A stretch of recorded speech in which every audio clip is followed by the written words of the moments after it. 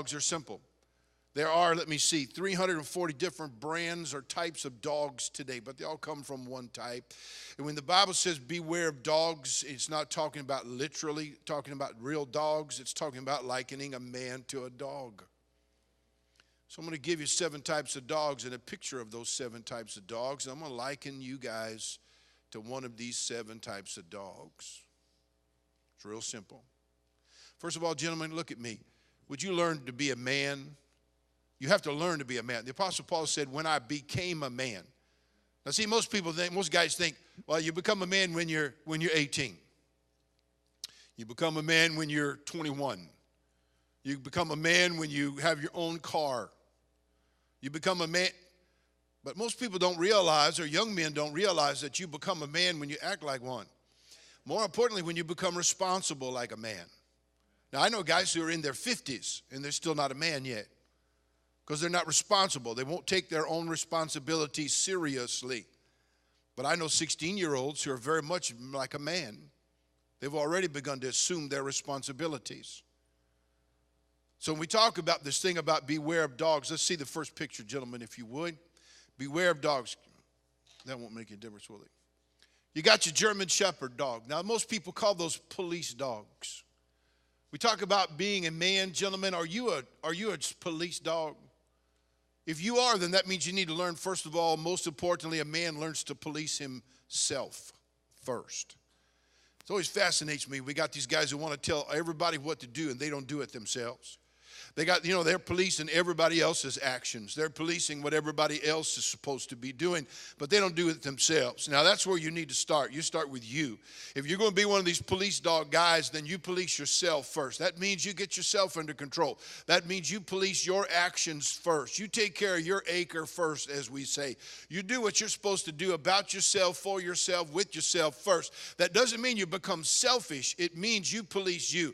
Before you're one of those guys in the youth groupers policing everybody's actions, telling everybody what to do, you make sure you do what you're supposed to do. If you want to do that, one of the things we're dying in our youth groups in America today, in our churches, we're dying for is leadership. And it's going to come from you, gentlemen. You know what's sad is so many youth groups, the strongest Christians in the youth group are girls. And do you know why it's that way? Because you're not doing your job. See, oftentimes we get this idea about women. Well, they get bossy. Truth of the matter is, most women don't want to lead, but they will if somebody else won't. So if you don't do your job, they'll step in. Then they'll be the leaders. That means this. That means the girl is a better man than you are. Police yourself. Police your own actions and what you do and et cetera. Take care of things. And then after you police yourself, then would you do the job of policing your youth department? See, the guy should be the one the leader, should be the one who steps up and says, hey, we're not talking like that here. We're not going to act like that. Now you police yourself first before you do so, but then you ought to be the ones who put the stop to the junk that goes on in youth groups. Police dog. Number 2, fellas. Wait, back up leave the police up there for a moment. They tell us that a male dog likes to police and patrol and take care of property, and a female takes care of persons, people. Well, while we're talking about policing yourself, gentlemen, please don't let women police you. Huh? Look at me. Don't let the women start telling you what to do. Now, the unfortunate thing is some of them have to because you won't do what you're told.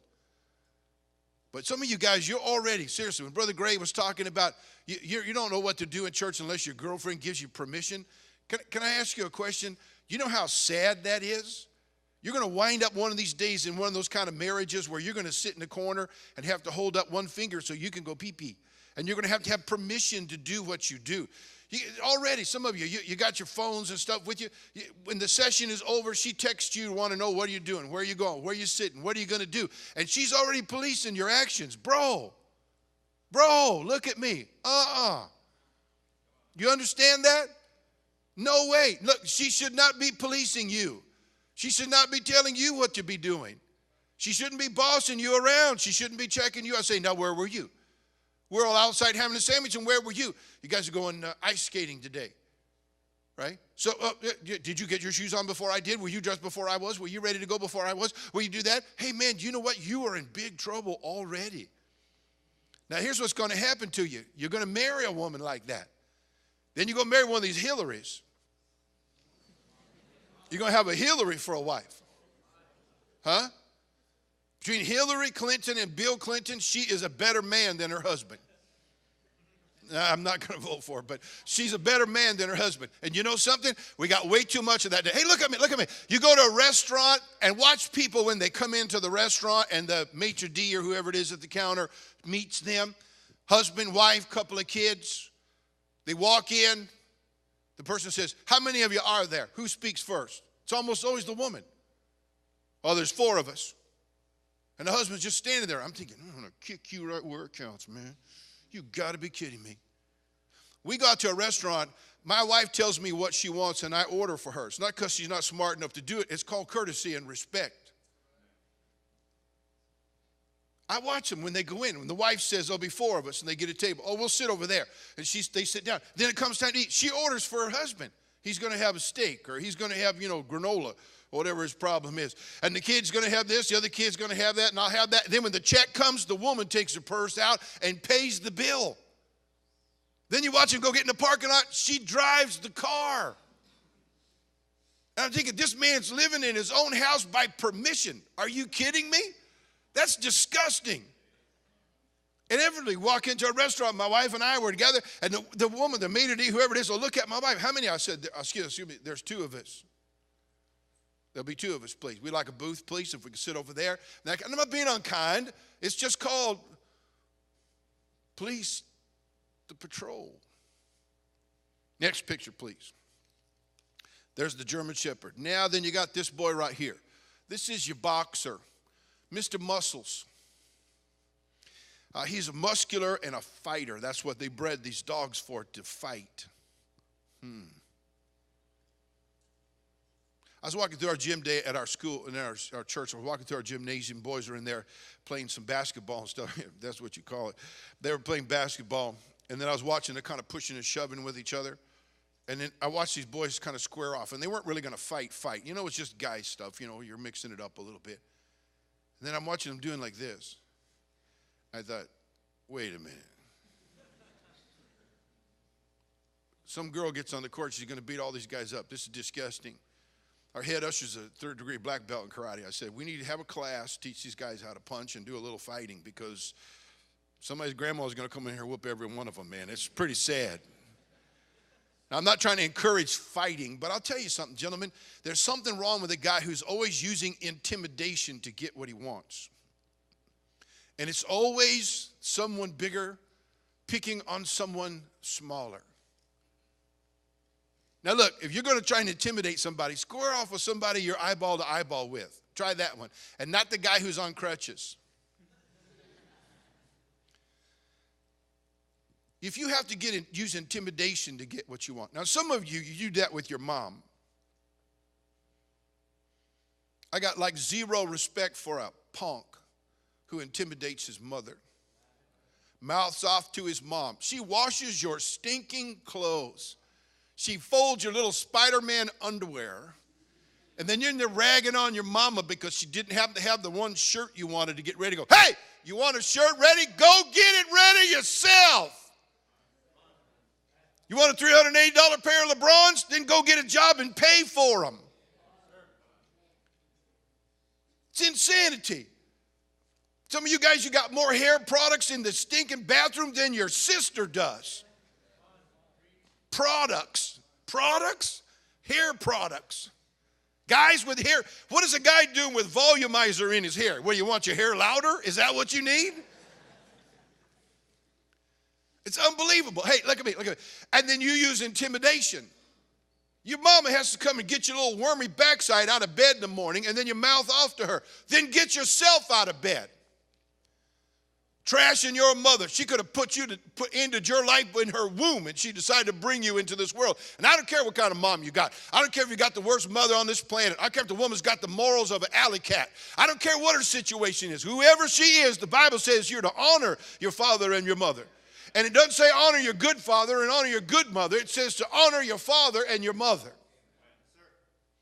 Intimidating your mom. Unbelievable. Ragging on your dad who goes out and brings home the bacon and feeds your little stinking worthless carcass. You know something, pal? Look at me. You better fix that now. And then you get in the youth group and you older teenage boys, you know, you're a whole froggy 16 years old with 2 pieces of peach fuzz on your chin. And you go around messing with these junior high school boys and intimidating them. You know, that's no way to go, pal. You understand that? Next picture. Ah, yeah, here's your bad boy, Mr. Pitbull, the bad boy. Now, this is what most guys think that they are. Yeah, I'm the Pitbull. And that girl that won the arm wrestling contest would shut you down so fast it wasn't even funny. The Pitbull. See, this pit bull here, he takes it a little bit further. I saw a pit bull take a dog one time, and they were both at the water dish drinking, and the dog was a smaller dog. And I saw the pit bull take a couple licks of the dog. They weren't fighting, fussing, nothing. And the pit bull just reached over and put his mouth over the dog's skull and crushed it.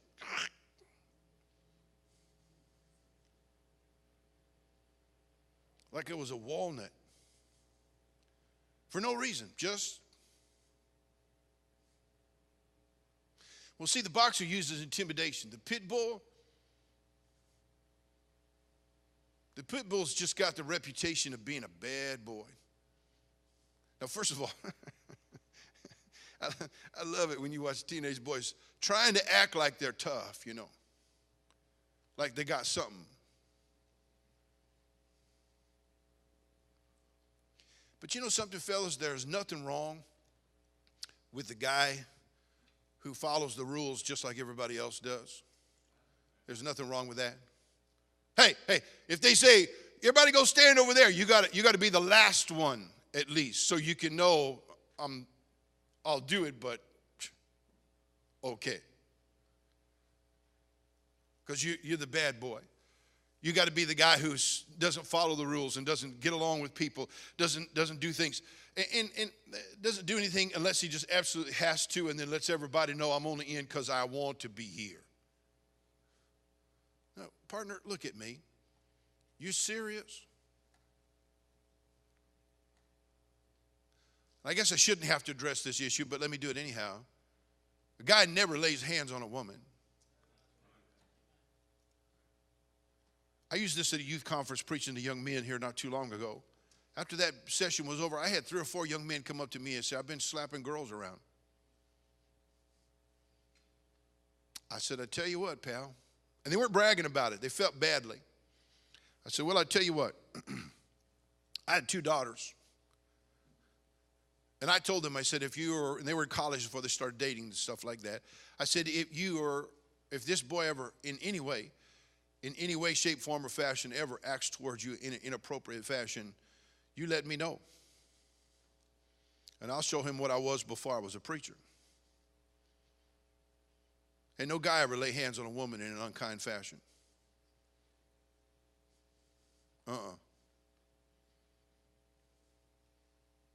Some of you guys, you have sisters, and they have a boyfriend who treats them improperly, the wrong way. Can I ask you a question? What are you doing? I'm not trying to encourage anybody to start fighting with people, but I tell you what, you lay hands on a woman in my household, you've had it, Jack. Okay. I was saying that one time in the pulpit in my church, and I had a man come up to me. He goes, don't you know that a pastor's not supposed to be a brawler? I said, it wouldn't be a brawl. It'd be over really fast. We wouldn't classify that as a brawl at all, as a matter of fact.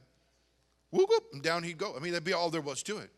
You know, the truth of the matter is, Jim, this pit bull mentality, this bad boy thing, it looks good to the world, but truth of the matter is, that's not the spirit of a Christian young man. Doesn't mean you have to act like you're wimpy. We'll get to him in a minute. But this stuff where you're going around and you're bullying people and messing with them, that's not us. No, it's not. And it's not the way it works with girls either.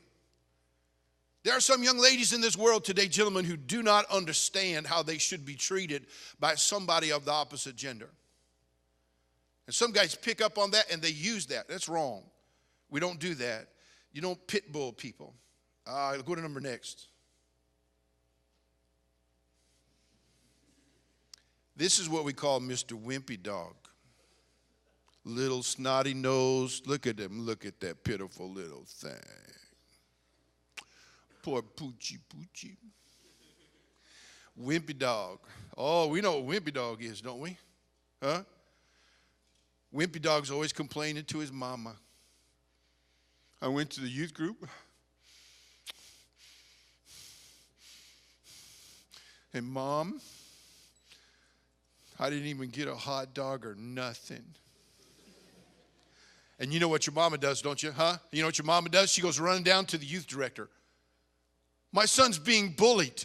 I think we need to have sessions on no bullying in our youth group. Because you went home and told your mommy, we were playing football and somebody knocked me down. Well, what are you playing football for? And I'm talking football, not soccer. Okay, now I'm sorry, I'm old school white guy from America. I know soccer's like the most popular sport in the whole world, and all you guys probably love soccer with your little shorts running around out there kicking the ball and all that kind of stuff. Okay, I got that. Okay, I was a middle linebacker in high school. I could not play soccer. You say, you couldn't understand the rules. No, I couldn't understand why you couldn't plow some sucker. I just didn't understand that. Oh, they have tackling in soccer. You slide in there and you put your foot in there and do this kind of stuff. The biggest bunch of wimpy dudes the biggest bunch of wimpy athletes I've ever seen are soccer players. You watch a match, they're running down there and somebody kicks him in the shin. Oh! He's laying on the ground, rolling around, holding his shin. And then up, starts running again, kind of like NBA basketball players. You know, they fall on the floor and they're laying there going, 2 minutes later, dunking the basketball. Yeah, that kind of stuff. Soccer players, they're disgusting. They are. I played football in high school. You nailed some sucker and he'd be laying there on the ground. I hit a guy one time. I tackled him. I grabbed him by the feet, put my head in his stomach, and I drove him into the ground, which you can't do anymore. He puked. Knocked the air out of him, and he rolled over and he puked. Laying on the ground. I got up on him and I spit on him. You know what happens when you do that in soccer? They give you a card.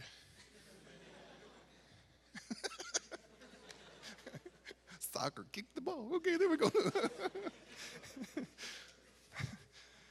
I mean, at least in hockey you can have fist fights. I don't understand hockey.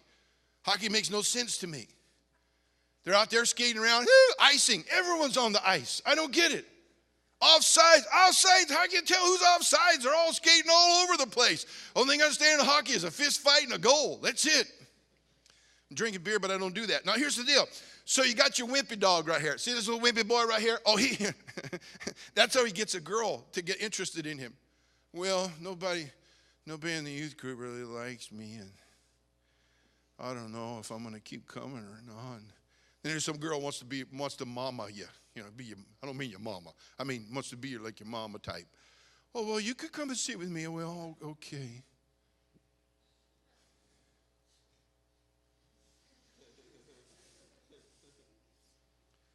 See, where I come from, where I grew up, if you acted wimpy, you got your behind kicked every day until you learned to quit being wimpy. I knew guys in 8th grade, they looked like hunchbacks because they got their behind kicked so bad it was all the way up around their shoulders all the time. Till they learned after a while, it looked like a sombrero by the time they were in 9th grade. I mean, a big old behind hanging from the head because all they would do is say, well, he pushed me down. Well, you know what's going to happen? Some sucker's going to keep knocking you down. Now look, fellas, look at me. What is your problem? Well, I'm just not so sure I'm going to be able to do what I'm going to do. Do you know how disgusting you are?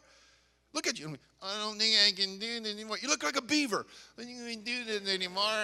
It's hot outside. We picked us up at the airport yesterday. It was 76 degrees when they picked us up at the airport. And Brother Pineda is very kind, picks up. He goes, it's a little warm, Pastor. Do you need air conditioning? It was 115 at my house 2 weeks ago. People say, what do? You sweat. That's what you do. It's just hot. Seriously, pull potatoes out of the ground, they're already baked. You got to throw crushed ice to the chickens so they deliver hard-boiled eggs. I mean, it's hot. Trees, whistle for the dogs. Come over here, please. You know, one of those deals. I mean, it's just hot. So, Brother Chris from Imperial Valley, right? How hot was your place last week? 121. I pulled in our parking lot one Wednesday night. It was a 4th of July Wednesday night, as a matter of fact, having church like any good church does. And it was 6:45, and it was 118. It's just hot. What do you do when it's hot? You do what you do when it's hot. You just sweat. You just do what you do. And what? Well, I don't know if I want to play that. It's a contact sport. Some of you guys, seriously, your most muscular part of your body are your thumbs. From playing video games. Video games. You really think that's life? Because you climb some certain levels in a video game with a bunch of fighting in it, you think you're tough? Seriously? One shot right in the nose, dude, your eyeballs water, your nose runs, you wet your stinking pants. You got to be kidding me. Look at me, fellas, look at me. There's this, the brother talked about effeminization of men in America today. Do you know why? Because you can't hardly tell anymore on a guy under the age of 30 who's queer and who isn't by the way they act. Buck up! For goodness sakes. The truth of the matter is the wimpy dog is the most aggravating of all dogs. You know what I think? Feed him to a pit bull. To me, a dog under 50 pounds is just not worth having. Little poodle with a bow in its hair called Fifi. Seriously? That's as bad as having a cat. He's sitting there with this little dog that looks like a little Chewbacca dog or something. Little hair hanging off this thing, little nose. You hold it in your hand. That's like a mouthful for a Great Dane or something. What is that? Now, guys, look at me. That's why some of you, seriously, I know you live in the city. Look, only in Long Beach would they consider a golf cart a hunting device. Okay? This is a golf cart. If you come up where I live and you drive this in the woods, someone will just shoot you to put you out of your misery. Okay? This is a golf cart, not a hunting vehicle, all right? But I know you got to get it in the room and you got to do what you got to do. I understand that. Some of you guys, you've never been hunting in your life. And if you've grown up in the city all your life, the best thing you're going to hunt is like a garage sale or somebody who got in your territory. I mean, one or the other. That's going to be just about it. But the bottom line is, you know, you have a chance. There'd be nothing wrong with you if you ever had a chance to go just live on a ranch for a part of a summer and work with some animals, do a few things. You'd be amazed how that changed your perspective on life. Gentlemen, all I'm trying to tell you is this. The last thing you want to be is that dude right there. You understand that? The last thing. Whining, griping, complaining about it. I'm amazed how many 16-year-olds have a bad back or a heart condition. Well, I have a heart condition. Yeah, you know what your heart is? You got a chicken heart is what your problem is. Look at me. I have degenerative disc disease in my lower spine. I'm 62 years old. I can't do anything about that. There's nothing I can do. That's what the doctors told me. You can't do surgery. You can't do anything else. You know, you just do some exercises, do the best you can. You're going to have it for the rest of your days. But I still do what I do. I still function. I still get my life done. It's amazing how many 15-year-old guys can't get your wormy, stinking, rusty backside out of bed to go get on a bus route. Can't even get to Sunday school on Sunday morning. Are you kidding me? 10 o'clock, you can't get, well, the bus picks me up at 8. Ooh. Some of you don't even know that the sun comes up slowly. You're not aware of that. And every time something happens that doesn't go your way, I don't understand why I didn't get one. I had a ticket and he never called my number. And I didn't get one. Oh, man, can I help you with something? Shut up. You disgust me. You understand that? You disgust me. It disgusts me to see wimpy guys. Can't handle that. It drives me crazy. Well, I remember Brother Gray preached a long time last night. Shut up. Shut up. If we were sitting in here, we had a big, massive screen, and you were playing Pokemon Go or video games, hours on end. Hours. Preach for 30 minutes. Wimpy. Wimpy. Wimpy dog. We should have more fun with him. Number next. Poodle boy. Now that's a worthless dog right there. See that? Can you believe that poodles originally were bred as hunting dogs? They're retrievers. They used them as retrievers. You shoot a bird out of the sky, a duck or something, poodles jump in the water and retrieve them. Initially, that's what they were. Now what are they? They're worthless. That's what they are. You know what the poodle dog is, don't you guys? Poodle dog is pretty boy. Oh, Mr. Pretty Boy. He gets up on the platform, tells another guy he loves him. No, just kidding. Hey, don't worry, bro. No one's ever going to accuse you of being a pretty boy. Not with that face. Here's the deal. Hey, someone told me, what's your first name? Titus. Someone told me Titus was two-faced. I said, because if he had a choice, he wouldn't choose that one. Here's the thing. Pretty boy. You know what pretty boy is, don't you? He's got to have his hair just right. He's got products for his hair. Products. My barber, I've had two barbers in 33 years I lived in Redding. My barber just retired. I've had almost 20 years. So I got to go find me another barber. Barber. A guy. Not some babe named after one of the seasons. Hi, I'm summer. Hi, I'm spring.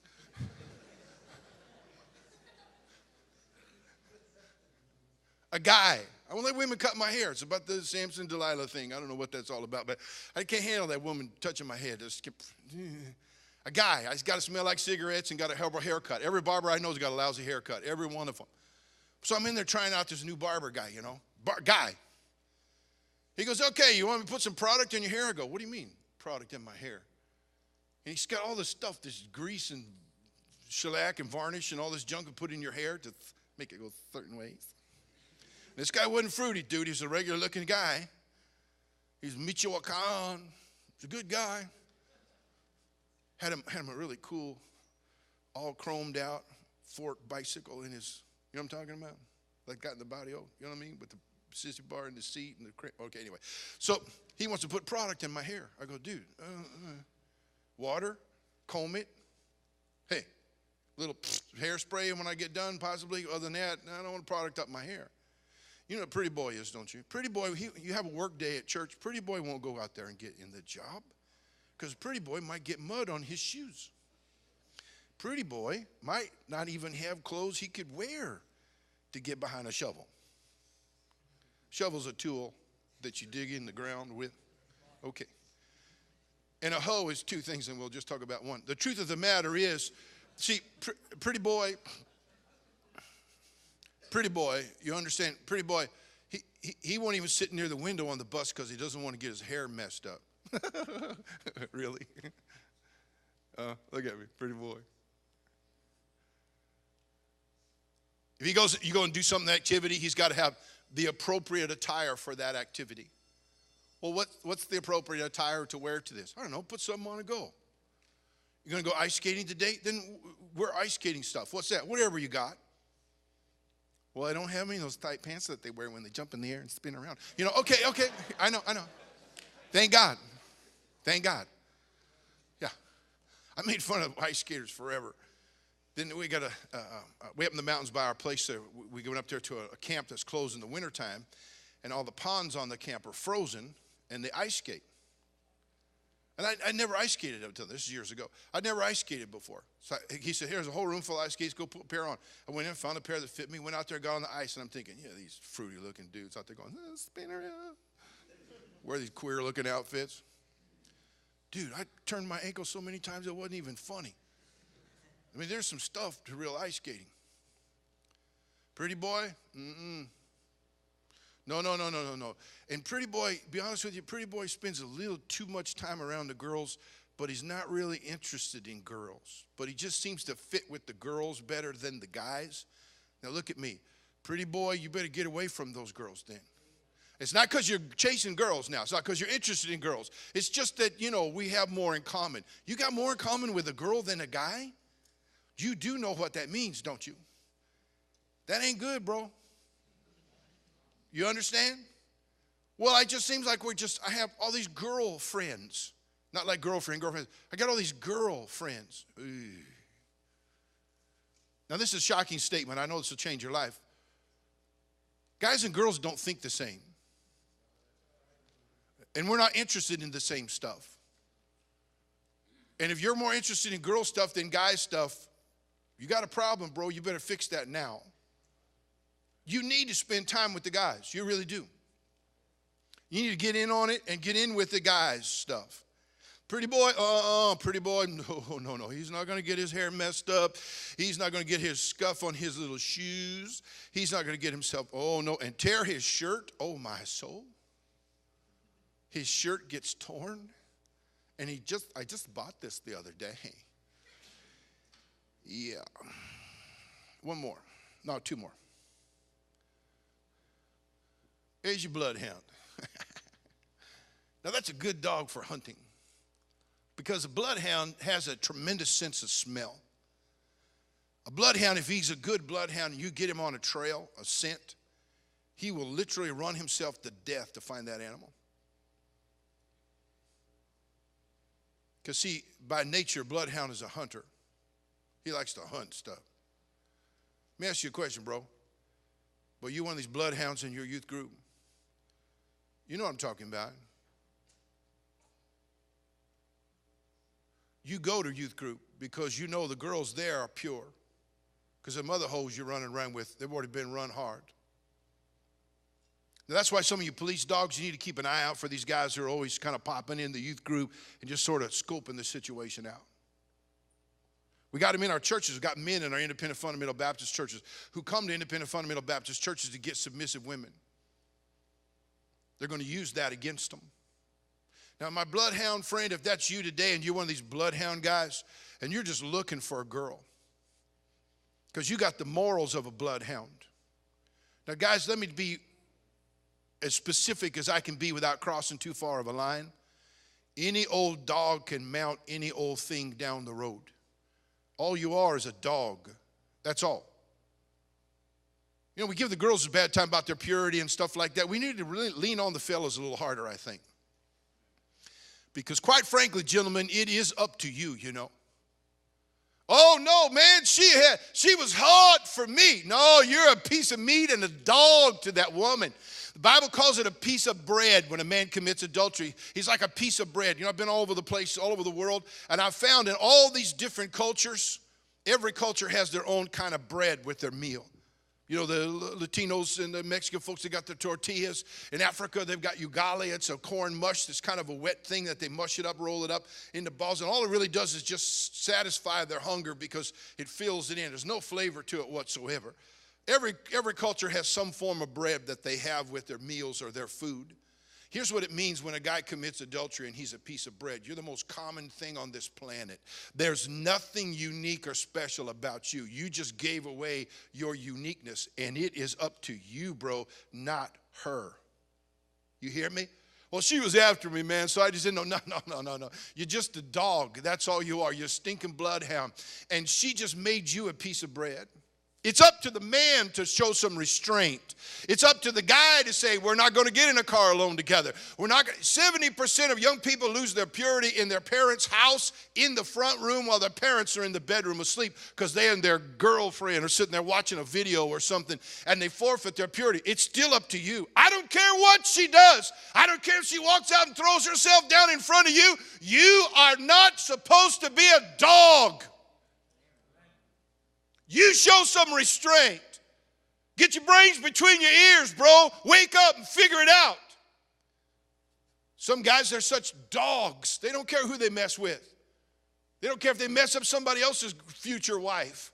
As long as they get what they want. There's no manhood in that.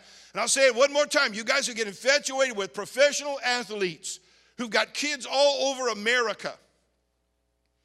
The list of them is disgusting. Last athlete I knew, a professional athlete I knew of that had any kind of morals to him was a guy named A.C. Green. He played for the Los Angeles Lakers. Green touted his purity and said, I believe I'm saving myself for my wife and doing what's right. That's the last one. I've seen other guys, Dwight Howard, all these other guys who profess themselves to be Christians. They got 6, 7 kids by 3 or 4 different women. Look at me. They're nothing but dogs. That's what you are. You probably break a sweat every time you walk by a fire hydrant because you're nothing but a dog. Takes no morals for a man just to give in and give up. There's nothing to that. That's not manhood. There's nothing to it whatsoever. And I found something out. For every guy that's looking for a girl in the wrong way, he'll find them because there's all kinds of them out there. But what in the world are you doing to yourself and your future? Sit up, son. Hey, buddy, sit up. There you go. Truth of the matter is, gentlemen, are you a bloodhound? Huh? You're on the hunt. Now, some of you guys in your youth group, you find somebody and your guy in your youth group who kind of pops in and pops out and does that, you better deal with him now. You hear me? You deal with him. You take him aside and say, hey, pal, got you. Know what you're up to. You ain't doing that here. These girls are okay, and you're not having that here. I got, as a pastor of a church, I have guys who'll show up at church, and I watch them, visitors. They'll walk around this, go up to this woman, talk to her. How are you doing? I'm so-and-so. Are you married? Don't even know them. Caught one guy, and one of the ladies said, Pastor, this guy's going around asking women who they're married. I said, who is it now? That guy? Oh, that guy over there. Okay. I said, hey, sir, how you doing? Thank you for coming to visit us. Now get off my property. He goes, well, you don't want visitors? Not your kind. Go on. Hit it, dude. Hit it. Hit the door, hit the road jack, whatever you want to call it. Whatever you do, get on down the highway and don't come back here again. He said, well, I don't think you understand. I said, oh, bro, look at me. I understand. And your history. Move on.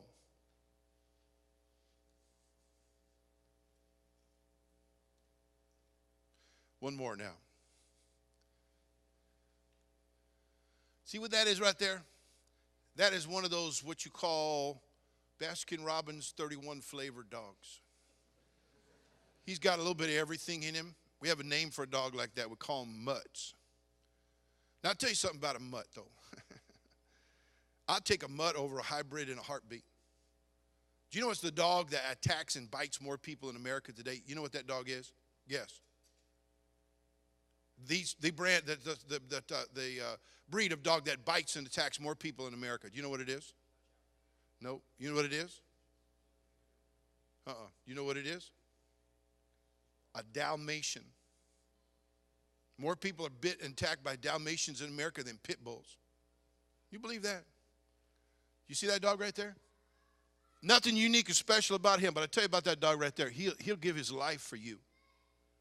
He's one of them mutts. Kind of came in off the street, all skinny. Somebody dumped him off the street somewhere, and you took him in, fed him. That dog will die for you. He'll stay with you. He'll stay beside you. You know what the mutt is, don't you? He's just an old faithful dog. Now, not a pretty poodle. Not a bully like a pit bull. But I'll tell you what, I'll take that dog right there in a heartbeat, anytime, any day. And I'll tell you why. Because that dog has learned loyalty and faithfulness. Now, gentlemen, we've seen 6 of the wrong kind of dogs. Let's talk about number 7 for just a moment. Let's talk about just an old faithful mutt. Not necessarily really pretty. Some people might look at him and go, oh, isn't that cute? I don't know, it's a dog. You know what disgusts me? When people kiss their dog. Let their dog lick their face. The dog licks his behind, Jack. Figure it out. What are you doing? If you saw a human do that, would you kiss them? Okay, anyway, the point is this. Here's this thing about the mutt. All right, here we go. I'm sorry. Here's the thing about the mutt. He's just there. Cat gets on the neighborhood, that dog's going to go after him. Because any dog that has anything to do with cats ain't a real dog. Well, my dog and cat get along just fine. Then you get rid of that dog and get you a dog. They need to keep them off your property. Cats get near your property. Dogs should be chasing cats. That's just what they do. They do their job. Hey, you know what? You drop that mutt off somewhere 10 miles from your house, he'll show up. He'll come back because he'll always come home because he's a faithful dog. Now, gentlemen, look at me. We may not have any pedigree. We may not have any breeding. We may not have all the stuff that other people have in what we consider the Christian life to be so important. We may not have all that kind of stuff. But you know what makes for good Christians?